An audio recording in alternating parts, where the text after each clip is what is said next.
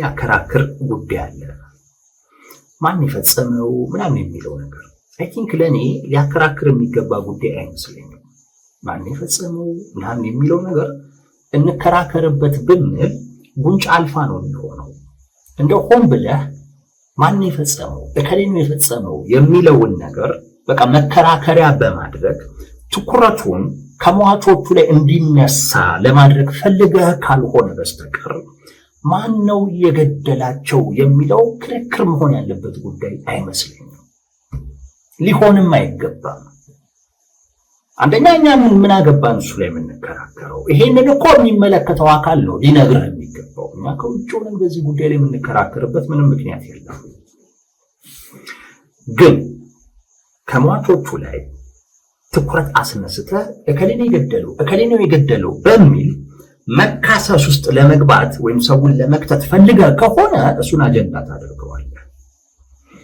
ማንም ይግደል ማንም፣ ይሄንን ድርጊት ግን የማስቆም ኃላፊነት የማን ነው ነው ወሳኙ ጉዳይ።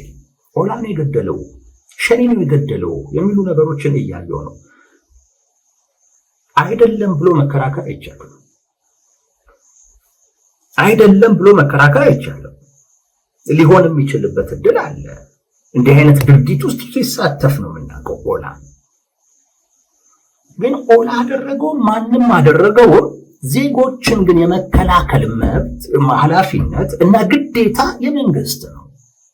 ወደድክም ጠላህም ኦላ ማለት የብልጽግናው መንግስት አሸባሪ ያለው ቡድን ነው። ማሸበር ተግባሩ ነው ብሎ የፈረጀው ቡድን ነው በፓርላማ።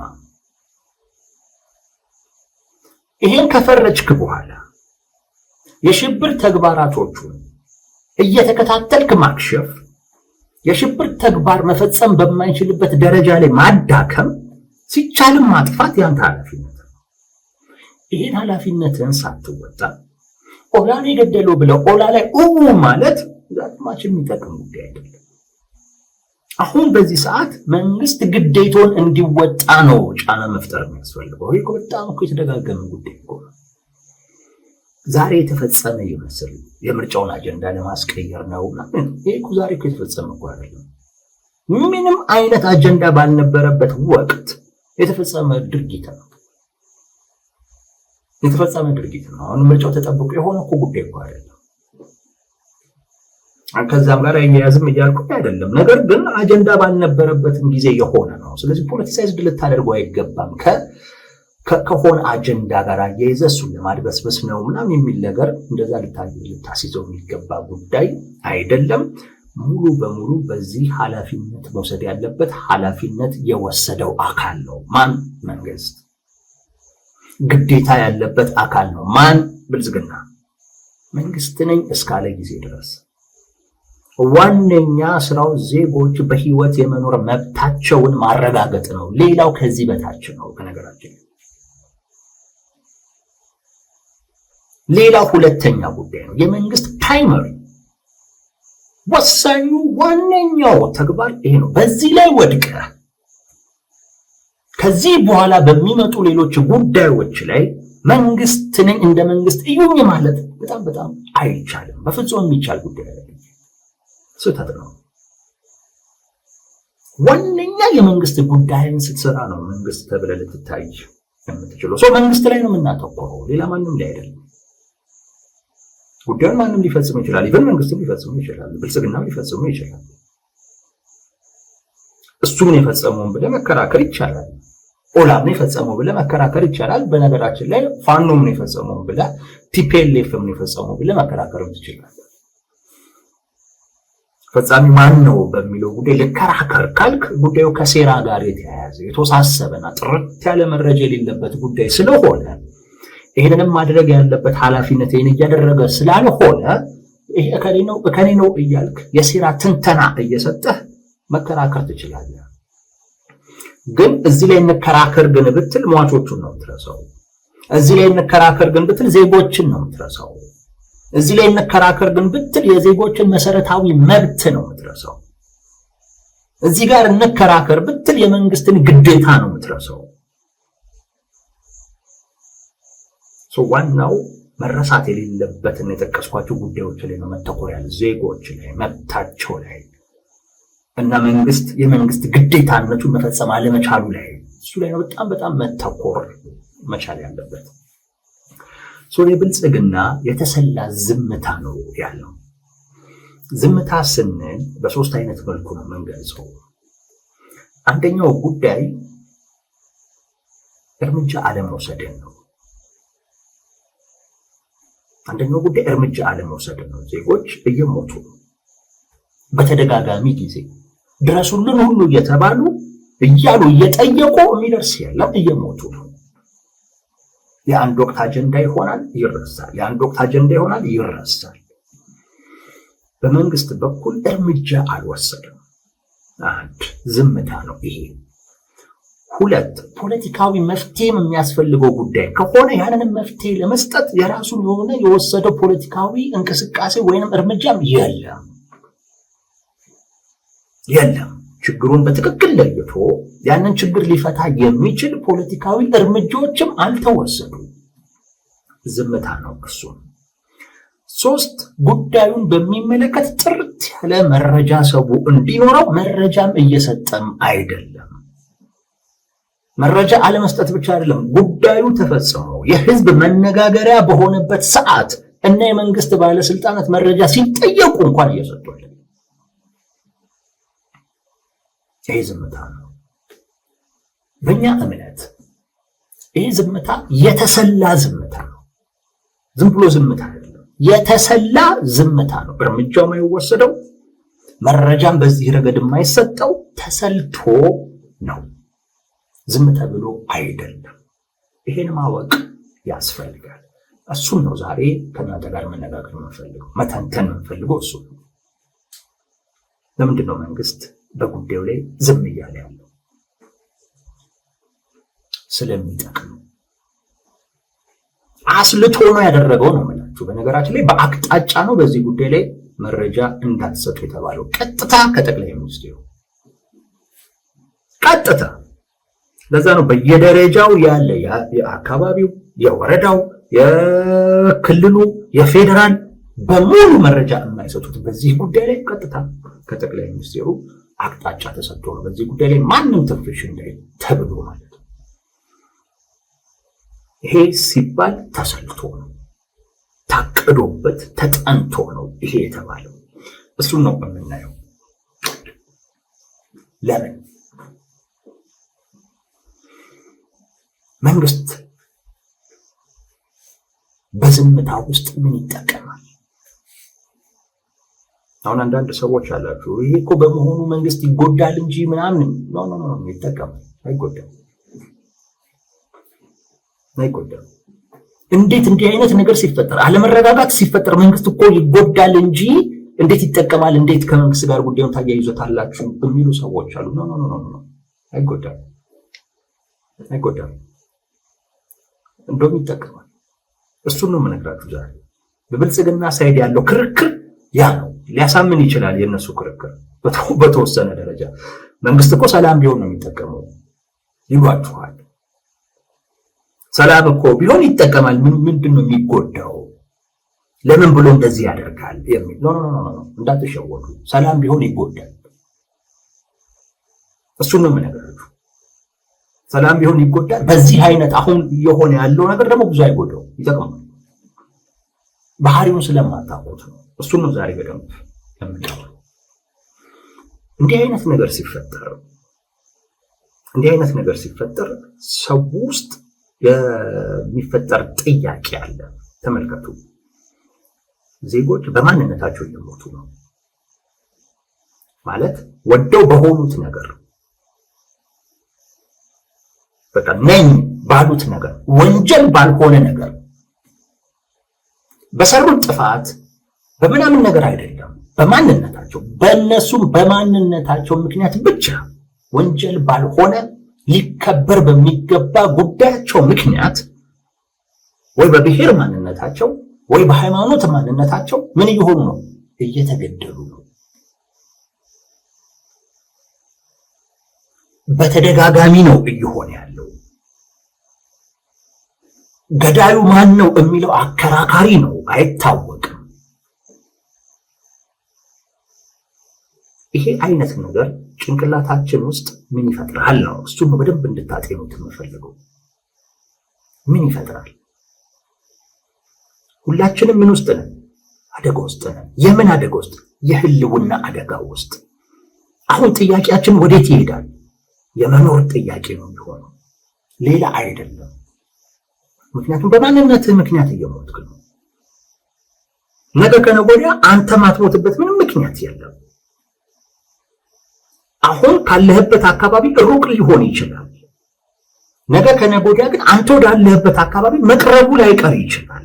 ሰው ምን እየተሰማ ነው? የህልውና ስጋት፣ የመኖር ጥያቄ ውስጥ ነው የምትወድቀው። እንዴት ልኑር የሚለው አይደለም ጥያቄ የሚሆነው፣ እንዴትም ይሁን ብቻ ግን ልኑር የሚል ጥያቄ ውስጥ ትወድቃለህ። ሌላ ጥያቄ መጠየቅ ታቆማለህ። መኖሪያ ብቻ ትርጉም እየሰጠክ ይመጣል። ቢያንስ እኔ በህይወት አለሁ፣ ቢያንስ አልሞትኩም ትላለህ። የመብት ጥያቄ፣ የተጠቃሚነት ጥያቄ፣ እንዴት ነው መኖር ያለብኝ? እንደ ሰው ነው ወይ እየኖርኩ ያለሁት? ሰብአዊ ክብር ተሰጥቶኝ ነው ወይ እየኖርኩ ያለሁት? ይሄ ጥያቄ አይኖርህም። ጥያቄ ምንድን ነው የሚኖር? መኖር። የህልውና ጥያቄ ውስጥ ትወድቃለህ። ይሄ ለመንግስት አይጎዳውም። ለምን? የሚጎዳው ሌላ ጥያቄ ብትጠይቅ ነው። የተጠቃሚነት ጥያቄ ብትጠይቅ ነው፣ ከኑሮ ጋር የተያያዘ የመብት ጥያቄ ብትጠይቅ ነው፣ ከፖለቲካ ጋር የተያያዘ ያን መመለስ አይችልም። ከዛ ጋር የተያያዘ ብዙ ችግር አለ። ጥያቄ ግን መኖር ሲሆን ሊያኖርህም ደግሞ የሚችለው ህግ እና ስርዓት ሲከበር ነው። እሱን ደግሞ ማድረግ የሚችለው ራሱ መንግስት ነው። ይሄ ጥያቄ፣ ይሄ የመኖር ጥያቄ ሌሎች ጥያቄዎችን ያስረሳል ወይም ትኩረትን ከነሱ ላይ ትነቅላለህ ብቻ ሳይሆን ወደድክም ጠላህም የመንግስት ጥገኛው ደግሞ ትሄዳለህ። በሱ ቁጥጥር ውስጥ ነው።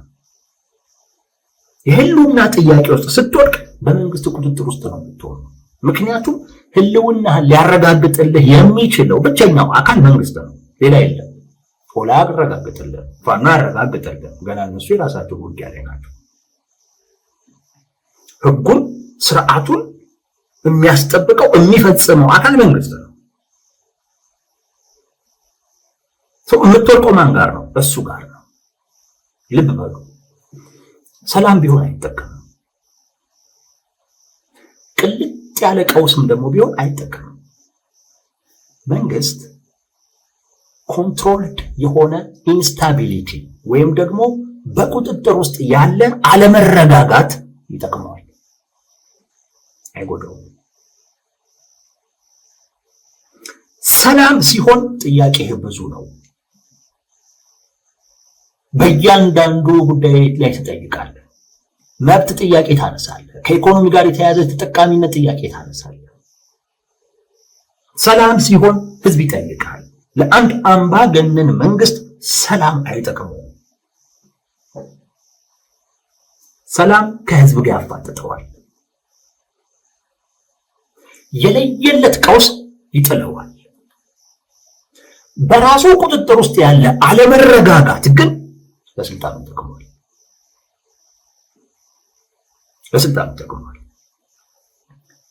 እንዲህ አይነት ግድያዎች ሲፈጸሙ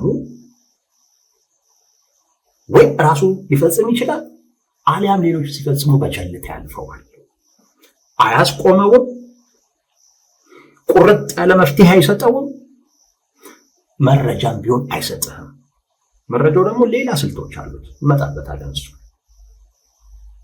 ግን ነገሩ በማቆም ምንም የሚያገኘው ነገር የለም። በዚህ የሚጎዳው ነገር የለም። ብልጽግና በሱ ቁጥጥር ውስጥ ያለ ቀውስ ነው የሚፈጠር። አሁን ሰው እየጠየቀ ያለው መንግስት ለምንድን ነው የማያስቆመው? መንግስት ለምንድን ነው የማያስቆመው ነው። ሌላ ነገር እኮ የለም። ከዚህ በላይ ከፍ ብዬ እሄዳለሁኝ ካልክ ችግር የለውም እርምጃ ልወስድ ነው ብሎ ሰራዊቱን አሰማርቶ ምናምን ፕሮፓጋንዳ ሰርቶ ሊያስተነፍስ ይችላል። በቀላሉ እርምጃ ወሰድኩ ደመሰስኳቸው ምናምን ይልሃል። አለቀ። ሰው የሃይማኖት አባቶቹ ላይ እየጮኸ ያለው ምንድነው? መንግስት ላይ ጫና ፍጠሩ፣ እርምጃ ይውሰድ እኮ ነው። የተጠየቀ ያለው ማን ነው? መንግስት ነው። ምን እየተባለ እርምጃ ወሰድ እየተባለ ምን ያመላክታል? ይሄ በተወሰነ ደረጃ የመንግስት ጥገኛ መሆንን ያመላክታል በስነ ልቦና ደረጃ። ምክንያቱም በራሴ ሄደ እርምጃ አትወስድም፣ ወንጀል ነው የሚሆነው። በሱ ቁጥጥር ውስጥ ያለ አለመረጋጋት ነው የሚፈጥረው። ከዛ አልፈም ለብልጽግና ሰላም አይጠቅመውም። ለብልጽግና ቅልጥ ያለም ከቁጥጥር ውጪ የሆነ ቀውስና አለመረጋጋትም አይጠቅመውም። በሱ ቁጥጥር ውስጥ ያለ ቀውስ፣ በሱ ቁጥጥር ውስጥ ያለ አለመረጋጋት ግን ይጠቅመዋል። የወደድክም ጠላህም ለመኖር ዋስትና የሚሰጥህ ህግ ነው። ያን ህግ ደግሞ የሚያስተገብረው፣ ያን ህግ ደግሞ የሚያስፈጽመው፣ ያን ህግ የሚያወጣው ብልጽግና ነው። ወደድክም ጠላህም ወደሱ ነው ጥገኝነት የሚሆነው። ዛሬ ዝዋይ ዝም የሚለው ለዛ ዝምታው ስለሚጠቅም የሚጎዳው ቢሆን እርምጃ እንደሚወስድ ቢያንስ ሲዝት ታየዋለህ። እርምጃም እንደወሰደና እንደደመሰሰ ምናምንም ሲናገር ትሰማዋለህ። ሐዘኑንም ሲገልጽ ምናምን ታየዋለህ። ከሱ ቁጥጥር ውጪ እስካልወጣ ጊዜ ድረስ ግን ለነሱ ይጠቅማል። ለዛ ነው ተሰልቶ ይሄ ነገር ይሄ አለመረጋጋትን ይፈጥራል። ሰውን ወዴት ያወርደዋል? የህልውና ጥያቄ ውስጥ ያወርደዋል። የህልውና ጥያቄ መጠየቁ ሰው ለኛ ይጎዳናል ወይስ ይጠቅመናል? አይጎዳም። ሀገሪቱ ውስጥ ብዙ ችግር አለ። ሰው የህልውና ጥያቄ ውስጥ ባይወድቅ ሊጠይቃቸው የሚችላቸው ብዙ ጥያቄዎች አሉ። አሁን ትኩረቱ ከነዛ ይነሳል፣ ከኑሮ ይነሳል፣ ከመብት ጋር ተያይዞ ያለው ጥያቄ ከዛ ላይ ትኩረቱ ይነሳና ምን ይላል? መኖር አልቻልኩም ይላል። እየኖረ ያለው አካል በመኖሩ ብቻ ትርጉም ያገኛል። መሞት አለ ምንም ስላደረክ እኮ አይደለም፣ የሆነ ነገር ስለሆንክ ብቻ መሞት አለ። አለመሞት ትርጉም እየሰጠክ ይመጣል። እንዴት ልኑር የሚለው ነገር ላይ ትኩረትን ትነቅልና ብቻ ልኑር ወደሚል አይነት ነገር ትመጣል። ያ ለመንግስት ይጎዳል ወይስ ይጠቅማል? አይጎዳውም፣ ይጠቅማል። እንዴት ልኑር የሚል ጥያቄ ብታነሳ ይጎዳል። ሰብአዊ ክብሬ ይጠበቅ ትላለህ። መብቴ ይጠበቅ እንዴ? መብቴ ነው ማውራት፣ መጻፍ፣ ሐሳቤን መግለጽ፣ መደራጀት መብቴ ነው ትላለህ። የሥራ ዕድል ፍጠር። እንዲህ አይነት ጥያቄ ታነሳለህ። እንኬት አጥቶ የሚመልስልህ አንተ የህልውና አደጋ ውስጥ ስትወድቅ እነሱ የራሳቸውን ህልም መኖር ይችላሉ። እነሱ የራሳቸው ሌጋሲ ላይ ትኩረት አድርገው መስራት ይችላሉ። ሌላ ጥያቄ አትጠይቅማ። የህልውና ነው የምትጠይቀው፣ ችግር የለውም። እሱ ነው ከነሱ ቁጥጥር ውጭ አይደለም። የህልውና ጥያቄ ከነሱ ቁጥጥር ውጭ አይደለም። ሌሎች ጥያቄ ሲመጡ ነው ከራሳቸው ህልም ላይ ሊቀሰቅሳቸውና ወደ ህዝብ ጉዳይ እንዲያተኩሩ ያደርጋቸው። ከህልውና በላይ ከመኖር ጥያቄ በላይ ያሉ እንደ ሰው ልኑር የሚሉ ጥያቄዎች እነሱ ናቸው መንግስታትን ወይም አምባገነን መንግስታትን ትኩረታቸውን ከራሳቸው ላይ ነቅለው ወደ ህዝብ እንዲያደርጉ የሚያስገድዳቸው አንዱ ምክንያት ይሄ ነው። ሁለት ማህበረሰቡ ይከፋፍላል። እንዲህ አይነት ድርጊት ሃይማኖት ተኮር፣ ብሔር ተኮር የሆኑ ጥቃት ተወደደም ተጠላም በተለያየ ሃይማኖትና የተለያየ ማንነት ባላቸው የህብረተሰብ ክፍሎች መካከል ልዩነት ይፈጥራል፣ መጠራጠር ይፈጥራል፣ አለመተማመን ይፈጥራል።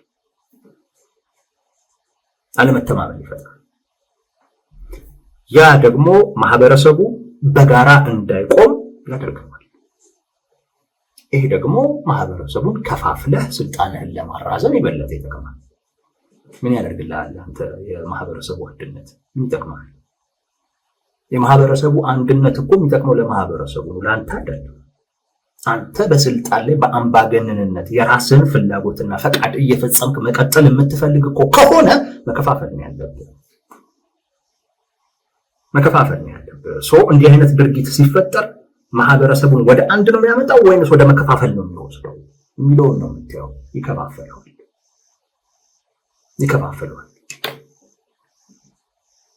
የበለጠም ደግሞ ሊከፋፈለው የሚችላቸውንም አንዳንድ ጉዳዮች ታደርጋለህ። አሁን እንዲህ አይነት ከሃይማኖት ጋር የተያያዘ ከማንነት ጋር የተያያዙ ጥቃቶች ገዳዩ ማን እንደሆነ በማይታወቅበት አይነት ሁኔታ ውስጥ ሲሆን መጠራጠር ይፈጥራል። ተገዳዩ ሌላውን ማህበረሰብ መጠርጠር ሲጀምር ያም ማህበረሰብ ተገዳይ የሆነውን ማህበረሰብ እንዲሁ መጠራጠር ይጀምራል። ሰው መተማመን ይጠፋል። መተማመን ደግሞ ከሌለ ለአንተ ጥሩ ነው። ስልጣን ላይ ስልጣንህን አራዝመ መቀጠል ለምትፈልገው ለአንተ በጣም ጥሩ ነው። ሰው እርምጃ የማይወሰደው ችግሩ በዘላቂነት የማይፈታው ከዚህ አኳያ ተጠንቶ ነው፣ ተሰልቶ ነው፣ ስለሚጠቅመው ነው። መንግስት እኮ በዚህ ይጎዳል። አለመረጋጋት አይጎዳም። ባለመረጋጋት ሊጎዳ የሚችል መንግስት አይደለም ብልጽግና ማለት። እንደውም መረጋጋት ቢኖር የሚጎዳ ነው። ከቁጥጥር ውጪ የሆነ አለመረጋጋት ቢኖር የሚጎዳ ነው። በሱ ቁጥጥር ውስጥ እስከሆነ ጊዜ ድረስ የራሱን ፍላጎትና ፈቃድ እየፈጸመ መኖር ለሚፈልግ አካል አለመረጋጋት ይጠቅመዋል እንጂ አይጎዳውም።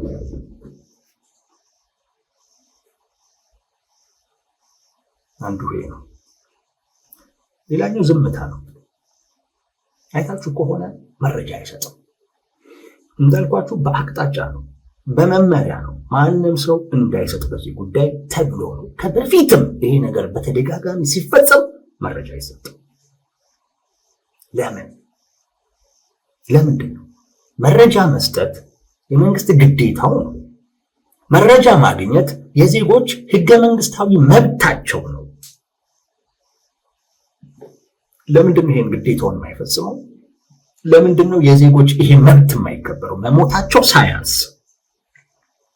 ማን እንደገደላቸው እንኳን የማወቅ መብታቸው ሁሉ ነው እየተገፈፈ ያለው።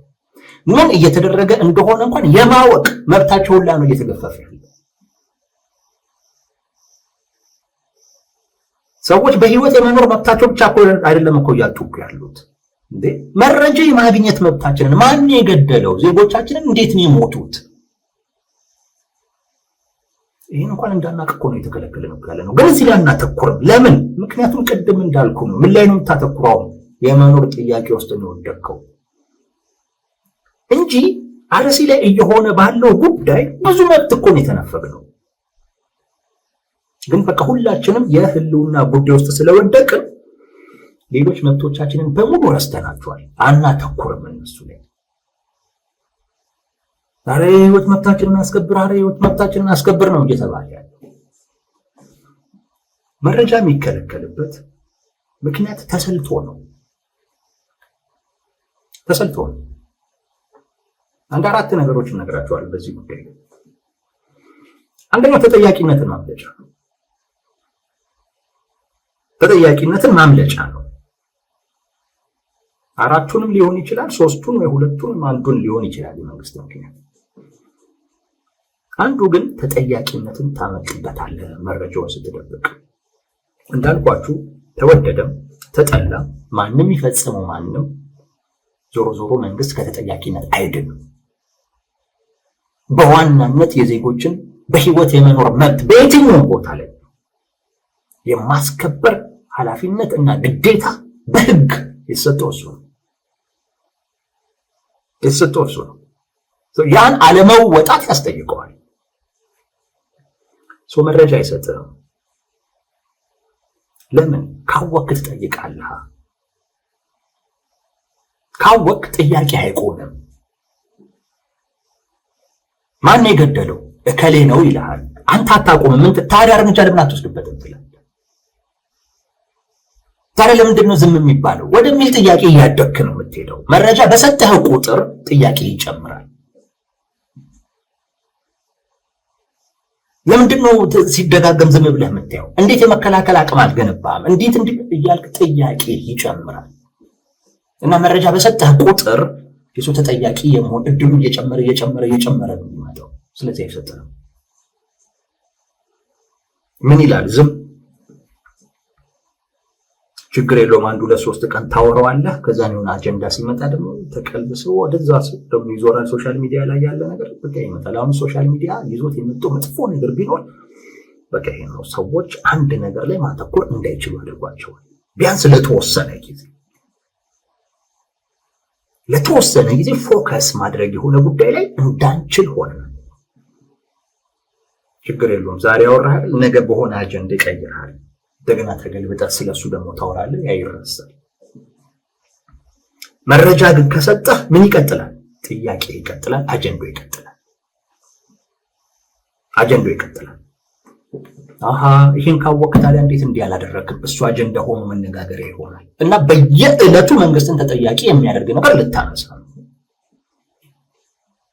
ዝም እስካለ ዛሬ ታወራዋለህ፣ ነገ ሌላ አጀንዳ ሲመጣ ተቀይረህ ትሄዳለህ። አለቀ።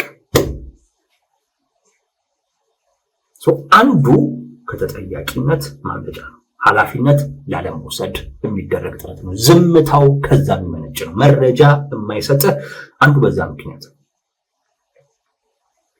2 መረጃ ሰጠህ ማለት ያን መረጃ ወደ መተንተን ትገባለህ። ያን መረጃ ወደ መተንተን ስትገባ ፍንጭ ልታገኝ ትችላለህ። ማን እንደፈጸመው አይታወቅም። ታችኛው ላይ ያለው መዋቅር ከላይ ያለው መዋቅር የሚሰጡ መረጃዎች ወይ ሊጋጭ ይችላል፣ ወይ አንዳቸው የሆነ ፍንጭ ሊሰጥ ይችላል። ያ ፍንጭ ድርጊቱን ማን እንደፈጸመው ለማወቅ ሊረዳህ ይችላል። ስትተነተነው ነገሩን በደንብ ስታብላላው አሃ ይሄ ነገር ምናምን ወደሚል ሊሄድ ይችላል። ምታቃለ መንግስት በከፊል ወይንም ሙሉ በሙሉ የተሳተፈበት ስላለመሆኑ የምታውቀው ነገር የለም። ያቺ ፍንጭ ድርጊቱን እየፈጸመ ያለው አካል ማን እንደሆነ እንድታቅ ፍንጭ ሊሰጥ ይችላል። ለምን እየተፈጸመ እንደሆነ እንድታቅ ወይም እንድትገምት ፍንጭ ሊሰጥ ይችላል። ከዚህ ሁሉ ምን ይሻላል? ዝም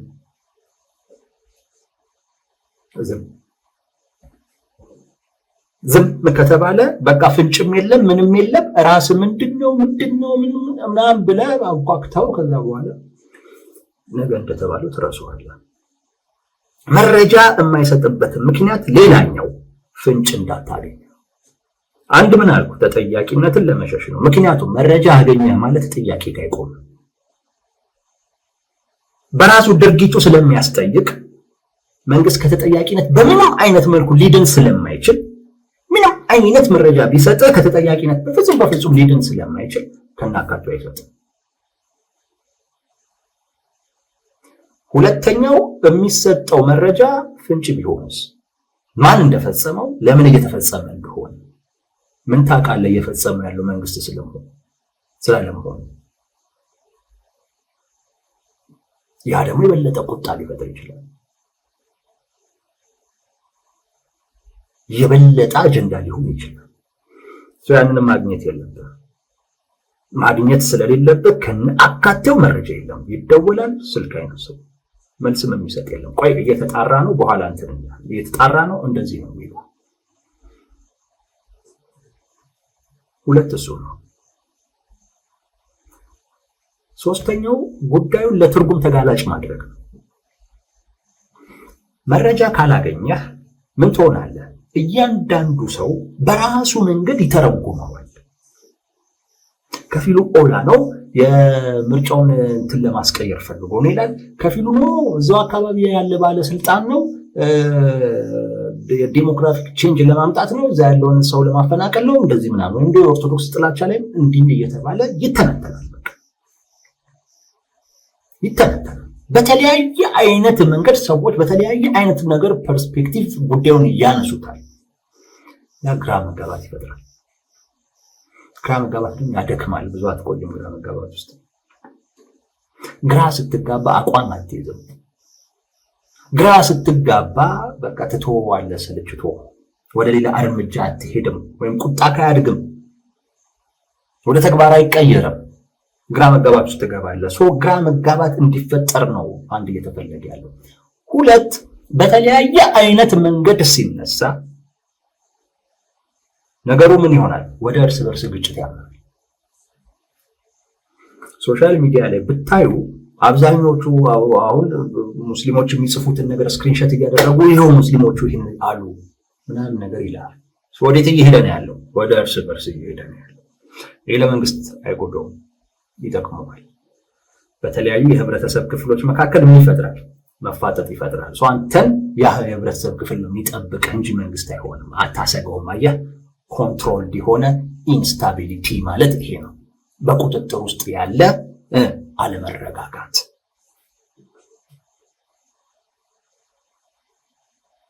ዋናው ከሱ ቁጥጥር እንዲወጣ ነው የማይፈልገው እና መረጃ ቢሰጥ ግልጽ ይሆናል።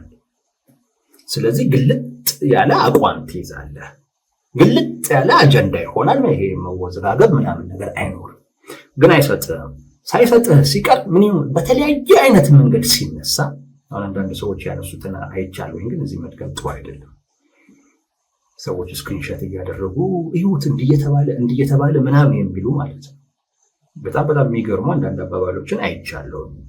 በቃ ነገሩ ትኩረትን ከመንግስት ላይ የሚያነሳ ትኩረቱን ፈጽሞታል እየተባለ ከሚከሰሰው ከኦል የሚያነሳና ትኩረቱን ወደ ህዝብ ለህዝብ የሚያደርጉ አንዳንድ አይነት ጽሁፎችን አይቻለሁ። አሁን ያን የጻፈውን ሰው ይህንን ነገር ሲያብራራው ብትለው የሆነ ምክንያት ሊነግር ይችላል፣ ትርጉም የሚሰጥ ነገር እሱ ካየበት ፐርስፔክቲቭ አኳያ ማለት ነው። ወዴት ይሄዳል? እንዲህ ባንም እየተነሳ ስለ ጉዳዩ ሀሳብ እንዲህ ሲሰጥ እና ግራ መጋባት ሲፈጠር ወደ እርስ በርስ ወደ መፋጠጥ ትሄዳል። ትኩረት ከመንግስት ላይ ይነሳና እርስ በርስ ይሆናል። እርስ በርስ ሲሆን አንተም ቁጣን ወደ ተግባር ለመግለጽ ወይም ለመተግበር ትንሽ ሞራል ታጣለህ። አቅም የሚሆነ ነገር የለም። ምክንያቱም እዛ ካለው ከሌላው የህብረተሰብ ክፍል ጋር ተፋጣል። ሌላኛው ይሄ ነው፣ ግራ መጋባትን መፍጠር ነው። ዝም የሚልበት ምክንያት ይሄ ነው። ሶስተኛው የመጨረሻው ብዙ ጊዜ ተጠቅሞት ያውቃል፣ እንደ ፖለቲካ ካርድ ሊጠቀምበት ስለሚፈልግ ነው። ወይም ፖለቲካል ፍሌክሲቢሊቲ ይሉታል። ምን ማለት ነው? በፈለገው ጊዜ ለፈለገው የፖለቲካ ዓላማ ይጠቀምበት። አሁን ዛሬ አይጠቅመው፣ ስለዚህ ዝም ይላል። ነገ የሆነ አይነት እርምጃ መውሰድ ሲፈልግ፣ ነገ የሆነ አይነት የፖለቲካ እርምጃ መውሰድ ሲፈልግ ወይ የሆነ ጦርነት ውስጥ ሊገባ ሲፈልግ የዛን ሰዓት ላይ ይሄንን ጉዳይ ያነሳና አርሲ ላይ እኮ እንዲህ ሲያደርግ የነበረው አካል እኮ እከሌ ነው። አሁን ዝም ይላል፣ ምክንያቱም አሁን አይጠቅመውም። ዝም ከተባለ እንደ አንድ የፖለቲካ ካርድ ይዞታል ማለት ነው። በቃ ለሆነ አያወጣውም። እንደ ካርታ በጣም በሚጠቅመው ሰዓት ላይ መዞ ኦላ እኮ ነው ያደረገው ወይ በዛች ሰዓት ላይ ብድግ ያደርግና ጽምዶ እኮ ነው ያደረገው ይላል። የውጭ ተላላኪዎች እኮ ናቸው ያደረጉት ይላል። ወይ እከሌ የሚባል ግለሰብ ነው ይሄን ሲያደርግ የነበረው ይላል። ለሚፈልገው የፖለቲካ ዓላማ ምን ይለዋል? ይጠቀምበታል። የፖለቲካል ፍሌክሲቢሊቲ ይባላል። እንደ አንድ የፖለቲካ ካርድ ይዞታል ማለት ነው። ይዟታል፣ እንደ አንድ የፖለቲካ ካርታ ይዟታል። በሚፈልገው ሰዓት አውጥቶ ይጠቀማል። ይሄ መጀመሪያ አካባቢ ታስታውሱ ከሆነ ወደ ስልጣን ብልጽግና እንደመጣ አካባቢ ኦሮሚያ ላይ እንደዚህ አይነት ግድያዎች ይፈጸሙ ነበር። አንዱም በዛን ወቅት ጠቅላይ ሚኒስትሩ አታዳንቁ ሞት አይቀርም ምናምን የሚሉበት ወቅት ነው። ቤተክርስቲያን መቃጠል፣ መስጊድ መቃጠል የነበረ ነው፣ አሁን ይቀጥላል ምናምን የሚሉበት ወቅት ነው እንጂ ከሌላ ያደረገው የሚሉት ነገር አልነበረም። በኋላ ከቲፒኤልኤፍ ጋር ጦርነቱ ግን ሲጀመር ይሄን ሁሉ እኮ ሲያደርግ የነበረው ቲፒኤልኤፍ ነው ለማለት ነው። ለዛች ፐርፐስ ተጠቀሙበት። እስቲ አትጠይቁም እንዲህ ያሉ ጠቅላይ ሚኒስትሩ ሌላው አካባቢ ላይ በሙሉ ችግር ኖሮ ትግራይ ላይ ብቻ ሰላም መኖሩ ምንም ያመላክተው ነገር አለ ወደሚል ነገር ሄዱ። እንደ ችግር ያልቆጠሩትን ነገር በዛች ወቅት ላይ ግን እንደ ችግር ቆጠሩት። አሁን ሰው ይቆጣል፣ ይናደድ፣ ይበሳጭ፣ ችግር የለውም። ስሜቱን ይፈልገዋል፣ አይጠለውም። በሱ ቁጥጥር ውስጥ እስካለ ጊዜ ድረስ አይጠለውም ስሜቱን። እሱንም ይቀየመው፣ ችግር የለውም። ነገ በሚፈልጋት ወቅት እቺን የአርሲ አጀንዳ አንስቶ ለምን ይጠቀምበታል? ለዛች የፖለቲካ ፍላጎት ይጠቀምበታል። ያ ሰው ውስጥ ታምቆ ያለውን ስሜት ለዛ ዓላማ ይጠቀምበታል። የፖለቲካል ፍሌክሲቢሊቲ ይሉታል። ብልጽግና በዚህ የተካነ አንዳንድ ጊዜ ዝምታው ከዚህ ጋር የተያያዘ በሚፈልገው ወቅት ትክክለኛ ነው በሚለው ወቅት ላይ ለፖለቲካ ዓላማው መጠቀም ማለት ነው። እና ወዳጆች ዝምታው የተሰላ ነው። ተሰልቶ ነው ዝም እየተባለ ያለው፣ ሌላ ምክንያት ኖሮ አይደለም እንጂ ነገሩ ዝም የሚያሰኝ ነበር። መንግስት የሚጎዳው ቢሆን ዝም ሲል አታየው፣ አይጎዳውም። ለምን? በሱ ቁጥጥር ውስጥ ሊቆይ የሚችል ሊኖር የሚችል አለመረጋጋት ቢፈጠር ነው። ለመንግስት ሰላም አይጠቅሙም። ለአምባገነን መንግስት ሰላም ብዙ ጥያቄ ያስነሳበታል። ብልጽግና ደግሞ ጥያቄ አይወድም። ጥያቄ ከህልሙ ይቀሰቅሰዋል፣ ከእንቅልፉ ይቀሰቅሰዋል። ማለም አይችልም። ጥያቄ የራሳቸው ጉዳይ ላይ ብቻ እንዳያተኩሩ ያደርጋቸዋል። ጥያቄ ሊፈጥር ደግሞ የሚችለው ነገር ሰላም ነው። ሰላም አይስማማቸው። ከነሱም ቁጥጥር ውጪ የሆነ ደግሞ ቀውስም አይፈልጉም። ለምን? ስልጣኑን ይፈልጉታል።